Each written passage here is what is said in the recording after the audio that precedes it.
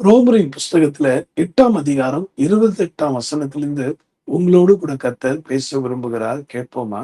அன்றியும் அவருடைய தீர்மானத்தின்படி அழைக்கப்பட்டவர்களாய் தேவனிடத்தில் அன்பு கூறுகிறவர்களுக்கு சகலமும் நன்மைக்கு ஏதுவாக நடக்கிறதென்று அறிந்திருக்கிறோம். அன்பு கூறுகிறவர்களுக்கு, என் அன்பானவர்களே, உலகத்துல எல்லாத்து மேலும் நம்ம அன்பு கொண்டு பார்த்தோம், ஏமாற்றம் தான் கிடைச்சது. ஆனா அவரிடத்து அன்பு கூற உங்களுக்கு சகலம் நன்மைக்கு எதுவும் நடப்பது.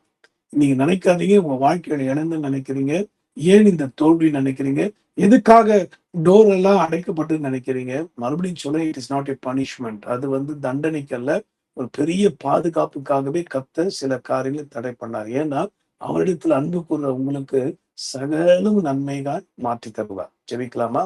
நன்றி ஆண்டவரே, நன்மை தந்து எல்லாரையும் சந்தோஷப்படுத்தும். உம்முடைய வழி நடத்தலை புரிந்து கொள்கிற சக்தி ஞானத்தை தாரும். இயேசு மூலமாய் பிதாவே, ஆமென்.